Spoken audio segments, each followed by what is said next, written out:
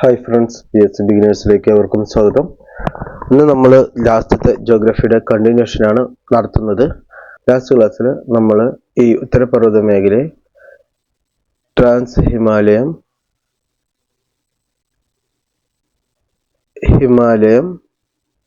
കിഴക്കൻ കുന്നുകൾ എന്നിങ്ങനെ തിരിക്കാമെന്ന് പഠിച്ചിരുന്നു. ഈ ട്രാൻസ് ഹിമാലയത്തിൽ വരുന്നതാണ് കാരക്കോറം, ലഡാക്ക്, സസ്കർ. ഇനി ഹിമാലയത്തിൽ വരുന്നതാണ് ഹിമാദ്രി, ഹിമാചൽ, ശിവാലിക്. കിഴക്കൻ കുന്നുകളിൽ അതൊക്കെ വരുന്നുണ്ട്: ഖാസി, ഗാരോ, ജയന്തിയ കുന്നുകൾ, പിന്നെയോ മീസോ കുന്നുകള്, നാഗ കുന്നുകള്, പത്കായിബും. ഇങ്ങനെയുള്ള മലനിരകളാണ് കിഴക്കൻ കുന്നുകൾ വരുന്നത്. അപ്പൊ ഇന്ന് നമ്മൾ പഠിക്കാൻ പോകുന്നത് ഹിമാലയത്തെ കുറിച്ചാണ്. നമുക്ക് കഴിഞ്ഞ ക്ലാസ്സിൽ ട്രാൻസ് ഹിമാലയം നോക്കിയിരുന്നു. അതിൽ കാരക്കോറം, ലഡാക്ക്, സസ്കർ എന്നിവയെ കുറിച്ചും പറഞ്ഞിരുന്നു. അപ്പൊ നേരെ നമുക്ക് ഹിമാലയത്തിലേക്ക് എടുക്കാം. അപ്പൊ ഹിമാലയം എന്ന് പറഞ്ഞാൽ ട്രാൻസ് ഹിമാലയത്തിന് തെക്കായി കിഴക്കോട്ട് വ്യാപിക്കുന്ന 3 സമാന്തര പർവ്വത നിരകളാണ് ഹിമാദ്രി, ഹിമാചൽ, ശിവാലിക്. അപ്പൊ ഇത് ട്രാൻസ് ഹിമാലയത്തിന് തെക്കായിട്ടാണ് ഉണ്ടാകുന്നത്. ഈ ഒരു കാറ്റഗറി തിരിക്കുന്നത് ശരിക്കും വടക്ക് ഭാഗത്ത് ട്രാൻസ് ഹിമാലയത്തിന് ഭാഗം, ദെൻ ഹിമാലയം, പിന്നെ ഈ കിഴക്ക് ഭാഗത്ത് കിഴക്കൻ കുന്നുകൾ. ആ ഒരു രീതിയിലാണ് ഈ ഒരു ക്രൈറ്റീരിയ തിരിച്ചിരിക്കുന്നത്. അതില്ലാതെ പ്രാദേശികമായിട്ട് നദികളുടെ ഗ്യാപ്പിനനുസരിച്ച് രണ്ട് നദികൾക്കിടയിൽ നമ്മൾ ഇതിനെ വിഭജിക്കുന്നുണ്ട്. അത് നമ്മൾ അടുത്ത ക്ലാസ്സിൽ നമ്മൾ പറയുന്നതായിരിക്കും. ഇന്നത്തെ ക്ലാസ്സിൽ നമ്മൾ എന്താ പറയുക, ഹിമാലയത്തിനെ കുറിച്ചുള്ള ഫുൾ ക്ലാസ് ആണ് ഇന്ന് നടത്തുന്നത്. അടുത്ത ക്ലാസ്സിൽ നമുക്ക് കിഴക്കൻ കുന്നുകൾ പോകും. അതിനുശേഷം പ്രാദേശികമായിട്ട് ഈ പർവ്വതങ്ങളെ തരംതിരിച്ചിട്ടുണ്ട്.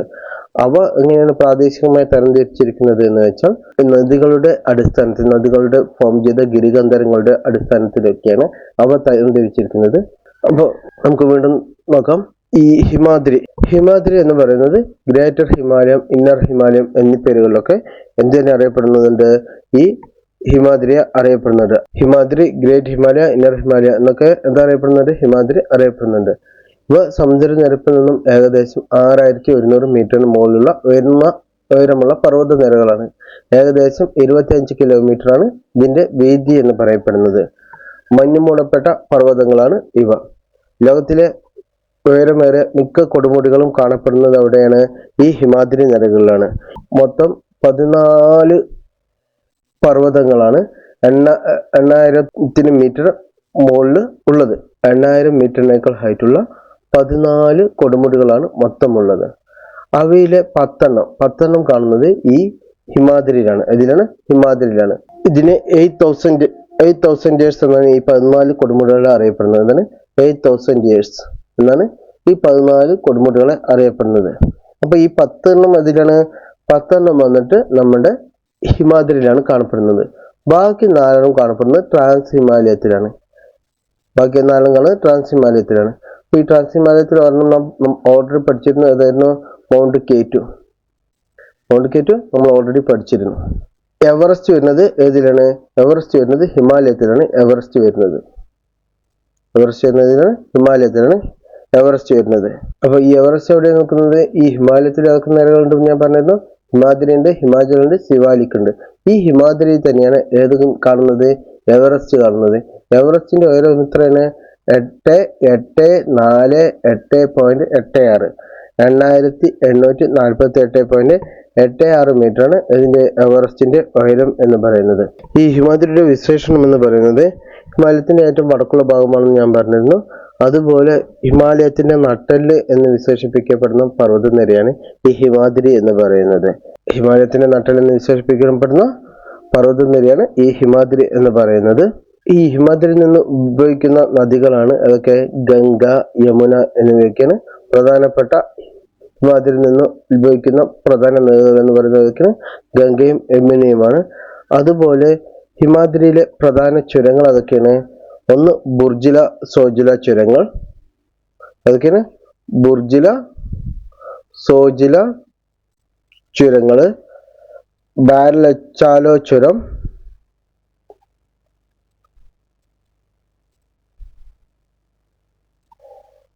നീതില ചുരം, നാഥുല ചുരം, ജലപ്ല ചുരം. ചുരം പറഞ്ഞതാണ് രണ്ട് മലയടുക്കിന്റെ അടിയിലൂടെ സഞ്ചാരയോഗ്യമായിട്ടുള്ള സൗന്ദര്യമായിട്ടുള്ള പാതയാണ് ചുരം എന്ന് പറയുന്നത്. അപ്പൊ ഏതിലേക്ക് കണക്ട് ചെയ്യുന്നു നോക്കിയാലോ. ബുർജില ചുരങ്ങൾ. ബുർജില ചുരം പറയുന്നത് കാശ്മീർ വാലിനെ ഗിൽജിത്ത്,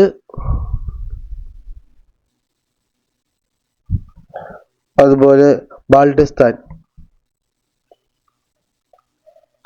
എന്നിവയുമായിട്ട് കണക്ട് ചെയ്യുന്നതാണ് ബുർജില ചുരങ്ങൾ. അതേസമയം സോജില ചുരങ്ങൾ എങ്ങനെയാണ്?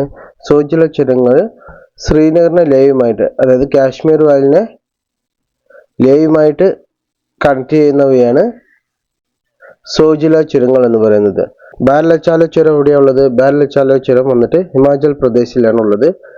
ഈ ഹിമാചൽ പ്രദേശിനെ ലഡാക്കുമായിട്ട് കണക്ട് ചെയ്യുന്നവയാണ് ബാരലച്ചാല ചുരം എന്ന് പറയുന്നത്. ഇനി നീതില ചുരം. നീതില ചുരം ഉള്ളത് ഉത്തരാഖണ്ഡിലാണ്. ഇത് സൗത്ത് ടിബറ്റുമായിട്ടാണ് കണക്ഷൻ. അതിനായിട്ടാണ് സൗത്ത് ടിബറ്റുമായിട്ടാണ് കണക്ഷൻ ഉള്ളത്. നാഥുല ചുരം. നാഥുല ചുരം വന്നിട്ട് സിക്കിമിനെ ചൈനയുമായിട്ട് കണക്ട് ചെയ്യുന്നത്, ഇന്ത്യയെ ചൈനയുമായിട്ട് കണക്ട് ചെയ്യുന്നതാണ് ഈ നാഥുല ചുരം ഉള്ളത്. അത് വന്നിട്ട് സിക്കിമിലാണുള്ളത്. സിക്കിമിനെ ചൈനയുമായിട്ട് കണക്ട് ചെയ്യുന്നതാണ് നാഥുല ചുരം എന്ന് പറയുന്നത്. ജലപ്ല ചുരം എന്ന് പറയുന്നത് സിക്കിമിനെ ടിബറ്റുമായി ബന്ധിപ്പിക്കുന്നതാണ് ജലപ്ല ചുരം എന്ന് പറയുന്നത്. ഇതിനെ സിക്കിമിനെ ടിബറ്റുമായി ബന്ധിപ്പിക്കുന്നതാണ് ജലപ്ല ചുരം എന്ന് പറയുന്നത്. അപ്പൊ ഇതൊക്കെയാണ് ഈ ചുരങ്ങൾ, ഈ ഹിമാദ്രിയിലുള്ള ചുരങ്ങൾ എന്ന് പറയുന്നത്. അപ്പൊ ഹിമാദ്രിയിലുള്ള ചുരങ്ങൾ ഏതൊക്കെയാണ്? ഒന്ന് ബുർജില, സോജില ചുരങ്ങൾ. ബുർജില ചുരം വന്നിട്ട് കാശ്മീർ വാലിനെ ഗിൽജിത്ത്, ബാൾട്ടിസ്ഥാൻ എന്നിവയുമായിട്ട് കണക്ട് ചെയ്യുന്നു. അതേസമയം സോജില ചുരങ്ങൾ കാശ്മീർ വാലിനെ ലേയുമായിട്ട് കണക്ട് ചെയ്യുന്നു. ബാരലച്ചാല ചുരം അത് വന്നിട്ട് ഹിമാചൽ പ്രദേശിലാണുള്ളത്. അത് ഹിമാചൽ പ്രദേശിനെ ലഡാക്കുമായിട്ട് കണക്ട് ചെയ്യിക്കുന്നു. നീതില ചുരം അത് ഉത്തരാഖണ്ഡിലാണുള്ളത്. അത് സൗത്ത് ടിബറ്റുമായിട്ട് കണക്ട് ചെയ്യിക്കുന്നു. നാഥുല ചുരം വന്നിട്ട് സിക്കിമിനെ ചൈനയുമായിട്ട് കണക്ട് ചെയ്യിപ്പിക്കുന്നു. പിന്നെ ജലപ്ല ചുരം അത് വന്നിട്ട് സിക്കിമിനെ ടിബറ്റുമായിട്ട് കണക്ട് ചെയ്യിക്കുന്നു. ഇങ്ങനെ ഇത്രയും ചുരങ്ങളാണ് ഏതിലുള്ളത്? ഹിമാദ്രിയിലുള്ളത്. ഹിമാദ്രിയിൽ നിന്ന് ഒഴുകുന്ന നദികൾ ഞാൻ പറഞ്ഞിരുന്നു, ഗംഗയും യമുനയും. അതുപോലെ ഹിമാദ്രിയിൽ കുറച്ച് ഹിമാനികളുണ്ട്. ആ ഹിമാനികളാണ് ശതോപന്ത്. ഏതൊക്കെയാണ്? ശതോപന്ത്, ഗംഗോത്രി, യമുനോത്രി, പിണ്ടാരി. എന്താണ്? ഗംഗോത്രി, യമുനോത്രി, പിണ്ടാരി. ഇങ്ങനെ ശതോപന്ത്, ഗംഗോത്രി, യമുനോത്രി, പിണ്ടാരി, ഇങ്ങനെ ഇത്രയും ഹിമാനികളാണ് ഏതിലുള്ളത്? ഹിമാദ്രിയിലുള്ളത്. ഇനി ഹിമാദ്രിയിലെ ഒരു വലിയ കൊടുമുടിയാണ് ഏത്? കാഞ്ചൻജംഗ. ഈ കാഞ്ചൻജംഗയുടെ പ്രത്യേകത എന്താണ്? കാഞ്ചൻജംഗ എന്ന് പറയുന്നത് ലോകത്തിലെ ഉയരം കൂടിയ മൂന്നാമത്തെ കൊടുമുടിയാണ് കാഞ്ചൻജംഗ എന്ന് പറയുന്നത്. അപ്പൊ ആദ്യത്തെ ഏതായിരുന്നു ലോകത്തിലെ ഉയരം കൂടിയത്? എവറസ്റ്റ്. രണ്ടാമത്തത് മൗണ്ട് കേറ്റു. മൂന്നാമത്തത് കാഞ്ചൻജംഗ. ഈ കാഞ്ചൻജംഗ എന്താണ് വേറൊരു പ്രത്യേകത? ഇന്ത്യയിലെ ഏറ്റവും വലിയ, ഇന്ത്യയിൽ മാത്രം, പൂർണ്ണമായും ഇന്ത്യയിൽ നിൽക്കുന്ന ഏറ്റവും വലിയ കൊടുമുടി എന്ന് പറയുന്നത് അത് കാഞ്ചൻജംഗയാണ്. ഇന്ത്യയിലെ ഏറ്റവും വലിയ കൊടുമുടി എന്ന് പറയുന്നത് ഏതാണ്? ശരിക്കും മൗണ്ട് കേറ്റു ആണ്. പക്ഷെ പൂർണ്ണമായും ഇന്ത്യയിൽ സ്ഥിതി ചെയ്യുന്ന ഏറ്റവും വലിയ കൊടുമുടി ഏതാണ്? അത് വന്നിട്ട് കാഞ്ചൻജംഗയാണ്. ഇന്ത്യയിലെ അപ്പൊ രണ്ടാമത്തെ ഏറ്റവും വലിയ കൊടുമുടി ഏതാണ്? അത് വന്നിട്ട് കാഞ്ചൻജംഗയാണ്. കാഞ്ചൻജംഗ എവിടെ സ്ഥിതി ചെയ്യുന്നത്? അത് സിക്കിമിലാണ് സ്ഥിതി ചെയ്യുന്നത്. എവിടെയാണ്? സിക്കിമിലാണ് സ്ഥിതി ചെയ്യുന്നത്. കാഞ്ചൻജംഗയുടെ ഉയരം എന്ന് പറയുന്നത് 2598 മീറ്റർ ആണ്. കാഞ്ചൻജംഗ കൊടുമുടി സ്ഥിതി ചെയ്യുന്ന ദേശീയോദ്യാനം ഏതാണ്? അത് വന്നിട്ട് കാഞ്ചൻജംഗയാണ്. കാഞ്ചൻജംഗ ബയോസ്ഫിയർ റിസർവ് നിലവിൽ വന്നപ്പോഴാണ് 2000-ലാണ് കാഞ്ചൻജംഗ ബയോസ്ഫിയർ റിസർവ് നിലവിൽ വന്നത്. കാഞ്ചൻജംഗ 5 ട്രഷേഴ്സ് ഓഫ് സ്നോ എന്നറിയപ്പെടുന്നത് എന്താണ്? കാഞ്ചൻജംഗയാണ്. കാഞ്ചൻജംഗ എന്ന പദത്തിന്റെ അർത്ഥം എന്താണ്? 5 ട്രഷേഴ്സ് ഓഫ് സ്നോ. പിന്നെ ഇതിന്റെ കിഴക്ക് ഭാഗത്തുകൂടെ ഒഴുകുന്ന നദിയാണ് ടീസ്റ്റ എന്ന് പറയുന്നത്. എന്താണ്? ടീസ്റ്റ. ഇന്ത്യയിൽ ഏറ്റവും വേഗത്തിൽ ഒഴുകുന്ന നദിയാണ് ടീസ്റ്റ എന്ന് പറയുന്നത്. അതവിടെ കാണുന്നത്? കാഞ്ചൻജംഗയിലാണ് കാണുന്നത്. കാഞ്ചൻജംഗ എവിടെ കാണുന്നത്? ഹിമാദ്രിയിലാണ് കാണപ്പെടുന്നത്. ഇനി ഈ ഹിമാദ്രി തന്നെ വേറെ ഏറ്റവും വലിയ കൊടുമുടി കാണപ്പെടുന്നുണ്ട് പറഞ്ഞു, അതായതായിരുന്നു മൗണ്ട് എവറസ്റ്റ്. അതിന്റെ ഉയരം എത്രയായിരുന്നു? 8848.86 മീറ്റർ ആണ്. അത് എവിടെയാണ് സ്ഥിതി ചെയ്യുന്നത്? അത് നമുക്ക് എല്ലാവർക്കും അറിയാം, നേപ്പാളിലാണ് സ്ഥിതി ചെയ്യുന്നത് എന്ന് പറയും. ഈ നേപ്പാളുകാർ ഈ എവറസ്റ്റിനെ എന്താ വിളിക്കുന്നത്? സാഗർ മാത എന്നാണ് വിളിക്കുന്നത്. എന്താണ് വിളിക്കുന്നത്? സാഗർ മാത എന്നാണ് വിളിക്കുന്നത്. നമ്മൾ പണ്ട് കാലത്ത് പ്രാചീന ഭാരതത്തിൽ ഇതിന്റെ പേരെന്തായിരുന്നു? ഗൗരി ശങ്കരം എന്തായിരുന്നു? ഗൗരി ശങ്കരം എന്നായിരുന്നു. ടിബറ്റിൽ ഇതിന്റെ പേര് ചൊമലാങ്മ എന്നാണ്. ചൊമലാങ്മ എന്നാണ് മൗണ്ട് എവറസ്റ്റ് അറിയപ്പെടുന്നത്. ഈ മൗണ്ട് എവറസ്റ്റിന് ആ പേര് കൊടുത്തത് എങ്ങനെയാണെന്ന് അറിയാമോ? ഇവിടെ പണ്ട് ഉണ്ടായിരുന്ന ഒരു സർവേയർ ജനറൽ ഉണ്ടായിരുന്നു. അദ്ദേഹത്തിന്റെ പേര് വന്നിട്ട് ജോർജ് എവറസ്റ്റ് ആയിരുന്നു. ഈ ജോർജ് എവറസ്റ്റിന്റെ സ്മരണാർത്ഥമാണ് ഈ മൗണ്ട് എവറസ്റ്റിന് ആ പേര് നൽകിയത്. ആ മൗണ്ട് എവറസ്റ്റിന് ആ പേര് നൽകിയത് ആരാണ്? ആൻഡ്രൂ വോഗാണ് എന്ത് ചെയ്തത്? മൗണ്ട് എവറസ്റ്റിന് ആ പേര് നൽകിയത്. അതിന്റെ സ്മരണാർത്ഥം ജോർജ് എവറസ്റ്റ് എന്ന സ്മരണാർത്ഥം. അപ്പോൾ ഈ മൗണ്ട് എവറസ്റ്റിനെ നേപ്പാളിൽ എന്താ വിളിക്കുക പറഞ്ഞത്? സാഗർ മാത എന്നാണ് വിളിക്കുന്നത്. അപ്പൊ അവിടെയുള്ള ദേശീയോദ്യാനം ഏതാണ്? സാഗർ മാത നാഷണൽ പാർക്കാണ്. കാഞ്ചൻജംഗയിൽ ഏതാണ്? കാഞ്ചൻജംഗ ആണ് അവിടെയുള്ള നാഷണൽ പാർക്ക് എന്ന് പറയുന്നത്. എവറസ്റ്റ് ദിനം എന്നാണ് അറിയപ്പെടുന്നത്. എവറസ്റ്റ് ദിനം മെയ് 29-നാണ്. എവറസ്റ്റ് ദിനം എപ്പോഴാണ്? മെയ് 29-നാണ് എവറസ്റ്റ് ദിനം. മെയ് 29-നാണ് എവറസ്റ്റ് ദിനം. ഇനി ആദ്യമായിട്ട് എവറസ്റ്റ് കീഴടക്കിയതാരാണ്? എല്ലാവർക്കും അറിയാം, എഡ്മണ്ട് ഹിലാരിയും ടെൻസിംഗ് നോർഗയും ചേർന്നിട്ടാണ് ആദ്യമായിട്ട് എവറസ്റ്റ് കീഴടക്കിയത്. അതെന്നായിരുന്നു? 1953 മെയ് 29-നാണ് ഇവർ രണ്ടുപേരും ചേർന്നിട്ട് എവറസ്റ്റ് കീഴടക്കിയത്. ഇവരുടെ രണ്ടുപേരുടെയും കൃതികളുണ്ട്. ടെൻസിംഗ്, അപ്പൊ ടൈഗർ, ടെൻസിംഗ് ഓർത്ത് വയ്ക്കുക. ടെൻസിംഗ് എന്ന് പറഞ്ഞ ടൈഗർ. അപ്പൊ ടെൻസിംഗ് നോർഗയുടെ പ്രധാന കൃതി എന്ന് പറയുന്നത് ടൈഗർ ഓഫ് സ്നോ ആണ്. അതാണ് ടൈഗർ ഓഫ് ദ സ്നോ ആണ് ടെൻസിംഗ് നോർഗയുടെ കൃതി. അതേസമയം എഡ്മണ്ട് ഹിലാരിയുടെ പ്രധാന കൃതികൾ എന്ന് പറയുന്നത് എന്താണ്? High adventure, to generation, no latitude for error. ഇതൊക്കെയാണ് ആരുടെ ഉള്ളത്? എഡ്മണ്ട് ഹിലാരിയുടെ പ്രധാന കൃതികളായിട്ടുള്ളത്. ഇനി ഈ എവറസ്റ്റ് സ്ഥിതി ചെയ്യുന്നവിടെയാണ്? നേപ്പാളിലാണെന്ന് പറഞ്ഞു. എവറസ്റ്റിന്റെ മോൾ ഭാഗത്ത് വെച്ച് എവറസ്റ്റിൽ പാർലമെന്റ് സമ്മേളനം നടത്തിയ ആദ്യ രാജ്യം ഏതാണ്? അത് നേപ്പാളാണ്. കാരണം നേപ്പാളിലാണ് എവറസ്റ്റ് ഉള്ളത്, അത് മറക്കരുത്. അടുത്തത്, ഈ ഹിമാലയൻ നിരകൾ ഏറ്റവും തെക്കേറ്റയുള്ളതും ഗംഗാ സമതലത്തിന് അതിരായി നിലനിൽക്കുന്നതുമായ സിവാലിക് നിര. അതിന് ഏകദേശം എത്രയുണ്ട്? 60 മുതൽ 150 കിലോമീറ്റർ വരെ വീതിയുണ്ട്. അപ്പൊ ഈ സിവാലിക് നിരക്ക് പറയുന്നതിന് മുമ്പ് നമ്മൾ അത് പറയണം, ഹിമാചലിനെ കുറിച്ച് പറയണം. അതിനു മുമ്പ് ഈ ഹിമാലയം എങ്ങനെ ഫോം ചെയ്തത് എന്ന് നമുക്ക് നോക്കാം. ശിലാമണ്ഡല ഫലകങ്ങൾ, അതായത് ടെക്ടോണിക് പ്ലേറ്റ്സ്, ഈ ഭൂവൽക്കവും അതുപോലെ മാന്റിലിന്റെ മുകൾ ഭാഗം, അതായത് ഭൂമിയുടെ മേലുള്ള ഭാഗമാണ് മാന്റില്. ഭൂവൽക്കത്തിന്റെ തൊട്ടു താഴെ മാന്റിലുമുണ്ട്. അപ്പോൾ ഭൂവൽക്കവും മാന്റിലിന്റെ മുകൾ ഭാഗവും ചേർന്നതാണ് എന്ത്? ഈ ടെക്ടോണിക് പ്ലേറ്റ്സ് എന്ന് പറയുന്നത്. ഈ ടെക്ടോണിക് പ്ലേറ്റ്സ് എങ്ങനെയാണ്? അതായത് അനേകായിരം കിലോമീറ്റർ വിസ്തൃതിയും ഏകദേശം 100 കിലോമീറ്റർ വരെ കനവുമുള്ള ഈ ശിലാമണ്ഡല ഭാഗങ്ങളെ നമ്മൾ എന്താ പറയുക? ശിലാമണ്ഡല ഫലകങ്ങൾ എന്ന് വിളിക്കും. അതാണ് ടെക്ടോണിക് പ്ലേറ്റ്സ് എന്ന് പറയുന്നത്. അപ്പൊ ഭൂവൽക്കവും മാന്റിലിന്റെ മുകൾ ഭാഗം ചേർന്ന ഭാഗമാണ് ശിലാമണ്ഡലം. ഈ ശിലാമണ്ഡലം എങ്ങനെയാണ് സ്ഥിതി ചെയ്യുന്നത്? ചെറുതും വലുതുമായ കഷ്ണങ്ങളായിട്ടാണ് നിലകൊള്ളുന്നത്. ആ ശിലാമണ്ഡലങ്ങളില് അനേകായിരം കിലോമീറ്റർ വിസ്തൃതിയും ഏകദേശം 100 കിലോമീറ്റർ വരെ കനവുമുള്ള ഈ ശിലാമണ്ഡല ഭാഗങ്ങളെ നമ്മൾ പറയുന്ന പേരാണ് ടെക്ടോണിക് പ്ലേറ്റ്സ് അഥവാ ശിലാമണ്ഡല ഫലകങ്ങൾ എന്ന് വിളിക്കുന്നത്. ഇവ എങ്ങനെയായിരിക്കാം?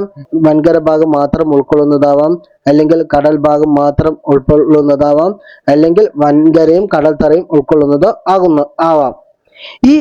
ഈ ശിലാമണ്ഡല ഫലകങ്ങൾ എവിടെയാണ് സ്ഥിതി ചെയ്യുന്നത്? ഇവ അസ്തനോസ്ഫിയറിന്റെ മേലെയാണ് സ്ഥിതി ചെയ്യുന്നത്. ഈ അസ്തനോസ്ഫിയർ എന്താണ്? ഈ അസ്തനോസ്ഫിയർ എന്ന് പറയുന്നത് ഇതിന്റെ താഴെയുള്ള ഭൂമിയുടെ അടിയിലുള്ള പാളിനെയാണ് അസ്തനോസ്ഫിയർ എന്ന് പറയുന്നത്. ഈ അസ്തനോസ്ഫിയറിൽ എങ്ങനെയാണ്?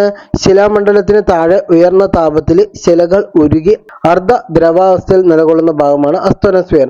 അപ്പൊ ഈ അസ്തനോസ്ഫിയറിൽ എങ്ങനെയാണ്? ശിലകളൊക്കെ ഉരുകിയിട്ട് ഒരു ദ്രവാവസ്ഥയിലാണ്, ഒരു അർദ്ധ ദ്രവാവസ്ഥയിലാണ് നിലകൊള്ളുന്നത്. ഇത് ശിലാമണ്ഡലത്തിന് താഴെയാണ്. അപ്പൊ ഈ ശിലാമണ്ഡല ഫലകങ്ങൾ എന്ത് ചെയ്യും? അതായത് ഈ ടെക്ടോണിക് പ്ലേറ്റ്സ് എന്ത് ചെയ്യും? ഇവ ഇങ്ങനെ അസ്തനോസ്ഫിയറിന്റെ മേലെ ഒരു അർദ്ധ ദ്രവാവസ്ഥയിലുള്ള ഒരു ഭാഗത്തിൽ നിൽക്കുന്നത് കൊണ്ട് തന്നെ ഇവ എന്ത് ചെയ്യും? ഇവ ചലനത്തിന് വിധേയമാകുക. ഇങ്ങനെ ഇവ സാവധാനം എപ്പോഴും ചലിച്ചുകൊണ്ടിരിക്കും. ഈ ചലനം മൂലം എങ്ങനെയൊക്കെ ഉണ്ടാവാം? പർവ്വത രൂപീകരണം പോലുള്ള ഭൗമ പ്രവർത്തനങ്ങളെല്ലാം എന്തുണ്ടാവാം? ഈ ചലനം മൂലം ഉണ്ടാവാം. മൂന്ന് തരം ഫലക അതിരുകളാണുള്ളത്. ഏതൊക്കെയാണ്? സംയോജക സീമ, വിയോജക സീമ, ഛേദക സീമ എന്നിവയാണ് അവ. അപ്പോൾ ആദ്യത്തിൽ സംയോജക സീമ കണ്ടിട്ടുണ്ട്. അതായത് രണ്ട് ടെക്ടോണിക് പ്ലേറ്റുകൾ തമ്മിൽ അടുക്കുന്ന അതിരുകളാണ്. രണ്ടെണ്ണം കൺവെർജ് ചെയ്തിട്ട് ഒരു ഭാഗത്തേക്ക് വന്നിട്ട് കൺവെർജ് ചെയ്തിട്ട് ഒരുമിച്ചാവുന്നതാണ് ഈ സംയോജക സീമ എന്ന് പറയുന്നത്. ഈ മാർജിനാണ് കൺവെർജൻ മാർജിൻ അല്ലെങ്കിൽ സംയോജക സീമ എന്ന് പറയുന്നത്. അതേസമയം വിയോജക സീമ പറഞ്ഞാൽ രണ്ട് ടെക്ടോണിക് പ്ലേറ്റുകൾ ഒരു പോയിന്റിൽ നിന്നും അകന്നു പോകുന്നതാണ് വിയോജക സീമ എന്ന് പറയുന്നത്. അതേസമയം ഛേദക സീമ എന്ന് പറഞ്ഞാൽ രണ്ട് ടെക്ടോണിക് പ്ലേറ്റുകൾ തമ്മിൽ ഉരസി സൈഡിലൂടെ പോകുന്നതാണ് ഛേദക സീമ എന്ന് പറയുന്നത്. അപ്പൊ ഈ ഹിമാലയ പർവ്വതം ഉണ്ടാകുന്ന സമയത്ത് എന്താ സംഭവിച്ചു വെച്ചാൽ സംയോജക സീമകളിൽ എന്താ സംഭവിക്കുക പറഞ്ഞത്? ടെക്ടോണിക് പ്ലേറ്റുകൾ രണ്ടും ഒരുമിച്ച് കൺവെർജ് ചെയ്തിട്ട് ഒരുമിച്ച് ഒരു പോയിന്റിലേക്ക് മാറാനാണ് ശ്രമിക്കുന്നത്. അപ്പൊ പണ്ട് കാലത്ത് ഈ യൂറേഷ്യൻ ഫലകമുണ്ട്. യൂറേഷ്യൻ ഫലകം എവിടെയാണ് സ്ഥിതി ചെയ്യുന്നത്? നോർത്തേൺ ഹെമിസ്ഫിയറിലാണ് യൂറേഷ്യൻ ഫലകമുള്ളത്. ഇന്ത്യൻ ഫലകം എവിടെയാണ്? സദേൺ ഹെമിസ്ഫിയറിൽ ദക്ഷിണാർദ്ധഗോളത്തിലാണ് ഇന്ത്യൻ ഫലകമുള്ളത്. ഏകദേശം 150-160 ദശലക്ഷം വർഷങ്ങൾക്ക് മുമ്പ് ഉപദ്വീപീയ ഇന്ത്യയും അതായത് ഇന്ത്യൻ ഫലകവും ആസ്ട്രേലിയൻ വൻകരയും ഉൾപ്പെടുന്ന ഇന്ത്യൻ ഫലകത്തിന്റെ സ്ഥാനം, അതൊക്കെ ഇന്ത്യയും ഓസ്ട്രേലിയയും ഉൾപ്പെടുന്ന ഇന്ത്യൻ ഫലകത്തിന്റെ സ്ഥാനം ദക്ഷിണാർദ്ധഗോളത്തിലായിരുന്നു. അതെന്ത് ചെയ്ത് അത് വടക്കോട്ട് നീക്കി നേരെ യൂറേഷ്യൻ ഫലകത്തിന് അടുത്ത് വന്നപ്പോൾ ഈ രണ്ട് ഫലകങ്ങളുടെയും ഇടയിൽ നിന്നുവന്ന ടെതിസ് എന്ത് ചെയ്യും? ടെതിസ് പറഞ്ഞിട്ടുള്ള സമുദ്രത്തിന്റെ അടുത്തട്ട് മടങ്ങി ഉയർന്നു വരും.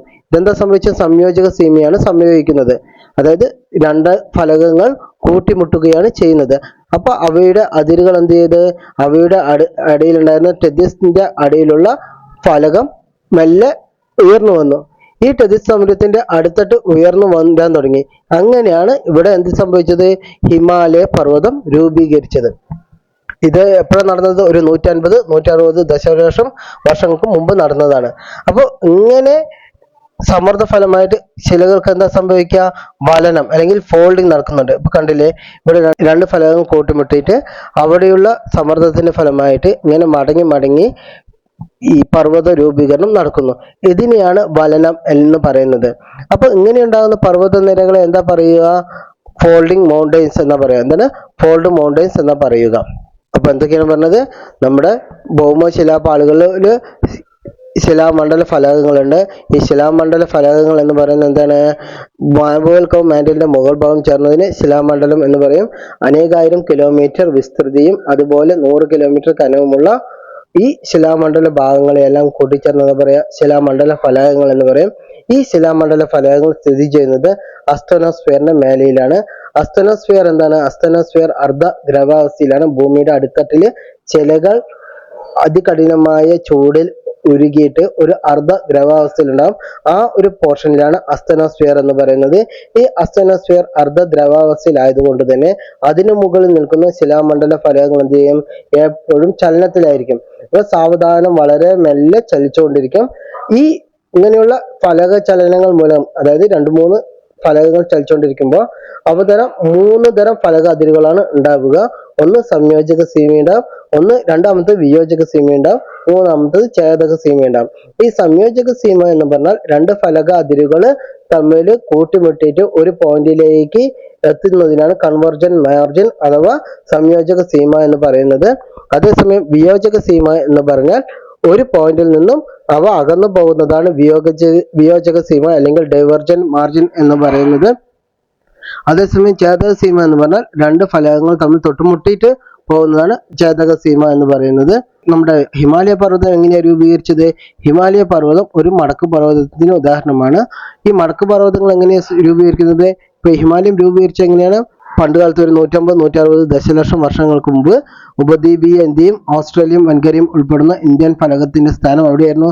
ദക്ഷിണാർദ്ധഗോളത്തിലായിരുന്നു. പിന്നീട് ഇത് വടക്കോട്ട് നീങ്ങി എന്ത് ചെയ്യും? യൂറേഷ്യൻ ഫലകത്തിന് അടുത്ത് വന്നിട്ട് ഈ യൂറേഷ്യൻ ഫലകവും ഇന്ത്യൻ ഫലകവും തമ്മിൽ സംയോജക സീമ ഉണ്ടാക്കും. അതായത് രണ്ടും ഒരുമിച്ച് കൂട്ടിച്ചേർന്നിട്ട് ഒരു ഇതുണ്ടാകും. അപ്പൊ രണ്ടും കൂട്ടിമുട്ടുന്ന സമയത്ത് അവിടെയുള്ള ടെതിസ് സമുദ്രത്തിന്റെ അടുത്തിട്ട് എന്ത് ചെയ്യും? ഉയർന്ന് വരാൻ തുടങ്ങി. അങ്ങനെയാണ് അവിടെ എന്ത് ചെയ്തത്? ഹിമാലയ പർവ്വതം രൂപീകരിച്ചത്. ഇങ്ങനെ ഉയർന്നു വരുന്ന സമയത്ത് അവിടെയുള്ള ശിലാമണ്ഡലങ്ങൾ ഇങ്ങനെ മടങ്ങി മടങ്ങി ഉയർന്നു വരുന്നതുകൊണ്ടാണ് ഇതിനെ വലനം എന്നാണ് ഈ ഒരു പ്രോസസ്സിനെ അറിയുന്നത്. ഇങ്ങനെ ഉണ്ടാകുന്ന പർവ്വതങ്ങളാണ് മടക്കു പർവ്വതങ്ങൾ അല്ലെങ്കിൽ ഫോൾഡ് മൗണ്ടൻസ് എന്ന് പറയുന്നത്. ഇനി ഹിമാലയ പർവ്വത രൂപീകരണത്തിന് ശേഷമുണ്ടായ ടെക്ടോണിക് ആക്ടിവിറ്റിയുടെ ഫലമായി അപ്രത്യക്ഷമാവുകയും എപ്പോഴും ഭൂമിക്ക് അടിയിലൂടെ ഒഴുകുകയും ചെയ്യുന്നു എന്ന് വിശ്വസിക്കപ്പെടുന്ന നദിയാണ് സരസ്വതി നദി. ഏതാണ്? സരസ്വതി നദി. ഇനി നമുക്ക് പഠിക്കാനുള്ളത് ഹിമാചലാണ്. അപ്പൊ ഈ ഹിമാചലിനെ നമുക്ക് എന്ത് പറയാം? ഹിമാചലിന് നമുക്ക് മിഡിൽ ഹിമാലയ, ആദ്യം ഹിമാദ്രി ആയിരുന്നു, അതിനുശേഷം ഹിമാദ്രി നമ്മൾ എന്താ പറയാ? ഇന്നർ ഹിമാലയ, ഗ്രേറ്റ് ഹിമാലയ എന്നെല്ലാം വിളിച്ചിരുന്ന ഹിമാദ്രിനെയാണ്. അത് കഴിഞ്ഞിട്ട് ഹിമാചല്. ഹിമാചലിനെ നമ്മൾ എന്താ വിശേഷിപ്പിക്കുന്നത്? ഹിമാചലിനെ മിഡിൽ ഹിമാലയ, ലെസർ ഹിമാലയ എന്നെല്ലാം വിശേഷിപ്പിക്കുന്നത് ഏതാണ്? ഹിമാചൽ മലനിരകളെയാണ്. അപ്പൊ ഈ ഹിമാചൽ മലനിരകളെ കുറിച്ച് പറയുമ്പോൾ എന്തൊക്കെ അറിയേണ്ടത്?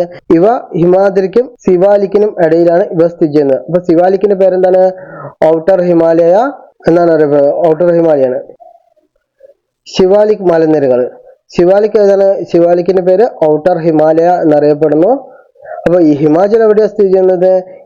ഹിമാദ്രിക്കും ഹിമാചലിനും ഇടയിലാണ് സ്ഥിതി ചെയ്യുന്നത്. ഹിമാചലിന്റെ വടക്ക് ഭാഗത്ത് ഹിമാദ്രി ഉണ്ടാവും, തെക്ക് ഭാഗത്ത് ശിവാലിക് മലനിരകൾ ഉണ്ടാവും. ഈ ഹിമാചലിനെ കുറിച്ച് പറയുമ്പോൾ എന്തൊക്കെയാ പിന്നെ അറിയേണ്ടത്? പീർപ്പാഞ്ചല്,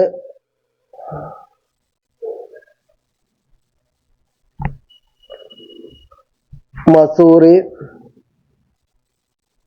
ഈ പീർപ്പാഞ്ചലോടെ ജമ്മു ആൻഡ് കാശ്മീരിലാണ്. മസൂറി, നാഗ്തിബ, അതുപോലെ പ്രധാനപ്പെട്ട സുഖവാസ കേന്ദ്രങ്ങൾ ഇവയൊക്കെ സ്ഥിതി ചെയ്യുന്ന എവിടെയാണ്? ഹിമാചലാണ്. പീർപ്പാഞ്ചല്, മസൂരി, ധൗലാധർ, നാഗ്തിബ ഇവയെല്ലാം സ്ഥിതി ചെയ്യുന്ന എവിടെയാണ്? ഹിമാചലിലാണ്. ഹിമാചലിന്റെ ശരാശരി ഉയരം എത്രയാണ്? 3000 മീറ്റർ ഉള്ളൂ. ആസ് പെർ SCERT 1000 മീറ്റർ ആണ് ഉള്ളത്. പിന്നെ ഇവയിലാണ് കാശ്മീർ താഴ്വര, കുളു താഴ്വര, കാംഗ്ര താഴ്വര ഇവയെല്ലാം ഉള്ളത് എവിടെയാണ്? ഈ ഹിമാചലിലാണ് ഉള്ളത്. അതുപോലെ ഈ കാശ്മീർ താഴ്വരയിൽ പറയുമ്പോൾ ഇന്ത്യയിലെ ഏറ്റവും വലിയ ശുദ്ധജല തടാകമുണ്ട്. അതിന്റെ പേരാണ് വൂളാർ. എന്താണ്? വൂളാർ. ഇത് മറക്കരുത്. വൂളാർ ഇന്ത്യയിലെ ഏറ്റവും വലിയ ശുദ്ധജല തടാകം എവിടെയാണ് ഉള്ളത്?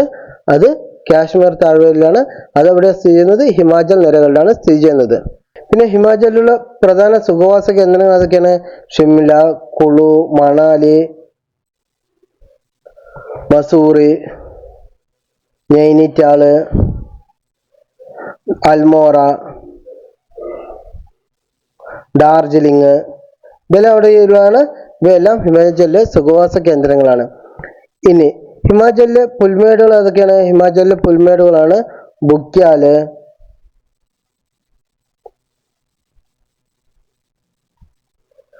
മർഗ്, സോനാമർഗ്,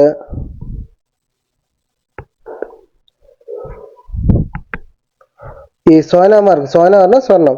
അപ്പോൾ സ്വർണ്ണ പുൽമേട് എന്നറിയപ്പെടുന്ന പുൽമേട് ഏതാണ്? അത് സോനാമാർഗാണ്. സ്വർണ്ണ പുൽമേട് എന്നറിയപ്പെടുന്ന പുൽമേട് ഏതാണ്? അത് സോനാമാർഗാണ്. പ്രകൃതിയുടെ സ്വന്തം പൂന്തോട്ടം എന്നറിയപ്പെടുന്നത് ഏതാണ്? ബുക്യാലാണ്. പ്രകൃതിയുടെ സ്വന്തം പൂന്തോട്ടം എന്നറിയപ്പെടുന്നത് ബുക്യാലാണ്. ഏതാണ്? ബുക്യാലാണ്. അപ്പോൾ ഞാൻ പറഞ്ഞിരുന്നു ഇതിൽ ഏതൊക്കെ വരുന്നത് പറഞ്ഞാൽ ഇതിൽ തന്നെയാണ് കാശ്മീർ താഴ്വരയും കുളു താഴ്വരയും എല്ലാം വരുന്നത് ഈ ഹിമാചലിലാണ്. ഈ കാശ്മീർ താഴ്വര വരുന്നത് ഹിമാദ്രിക്കും പീർവാഞ്ചൽ പർവ്വത നിരകൾക്കും ഇടയിൽ വരുന്നതാണ്. ഏത്? കാശ്മീർ താഴ്വര എന്ന് പറയുന്നത്. ഈ കാശ്മീർ താഴ്വര അറിയപ്പെടുന്നത് എല്ലാവർക്കും അറിയാം, സഞ്ചാരികളുടെ പറുദീസ എന്നറിയപ്പെടുന്നത് കാശ്മീർ താഴ്വരയാണ്. അതുപോലെ ഈ ഭാഗത്തെ പ്രധാന നദിയാണ് ചലം. ഏതാണ്? ചലം. ഈ നദി രൂപപ്പെടുത്തിയ താഴ്വാരയാണ് കാശ്മീർ താഴ്വാര എന്ന് പറയുന്നത്. പിന്നെ ഇവിടെയുള്ള പ്രധാന തടാകങ്ങൾ ഏതൊക്കെയാണ്?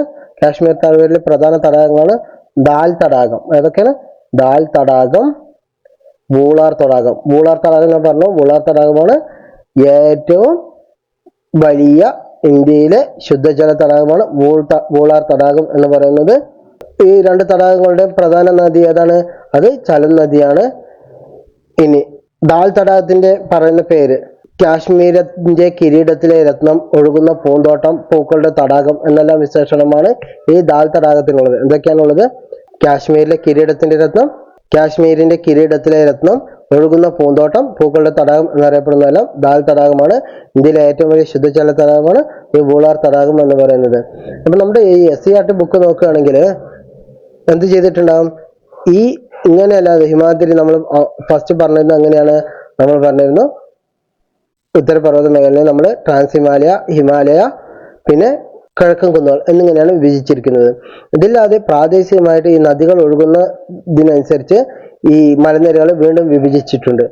ഈ പ്രാദേശികമായിട്ടുള്ള വിഭജനം നമ്മൾ അടുത്ത ക്ലാസ്സിൽ പഠിക്കുന്നതായിരിക്കും. അപ്പൊ ആ ഒരു പ്രാദേശികമായിട്ട് വിഭജിക്കുന്ന സമയത്ത് അതിൽ ഈ കാശ്മീർ താഴ്വര അതുപോലെ തന്നെ കുളു താഴ്വര ഇതെല്ലാം കറക്റ്റായിട്ട് കുറച്ചും കൂടി ഡീറ്റെയിൽഡ് ആയിട്ടുണ്ട്. ഇനി കുളു താഴ്വര നോക്കാം. കുളു താഴ്വര എങ്ങനെയാണ് സ്ഥിതി ചെയ്യുന്നത്?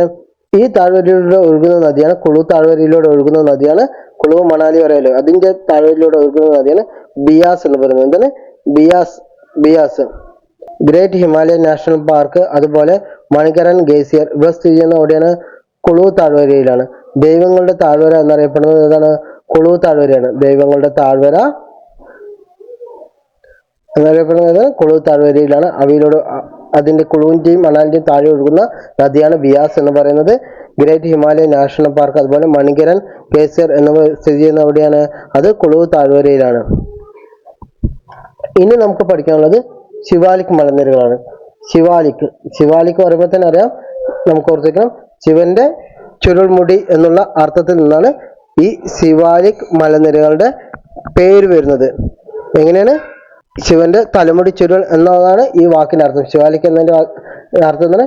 ശിവന്റെ തലമുടി ചുരുൾ എന്നാണ് ഇതിന്റെ അർത്ഥം. ഈ ശിവാലിക് താഴ്വര എങ്ങനെ ഉണ്ടാക്കിയിരിക്കുന്നത്?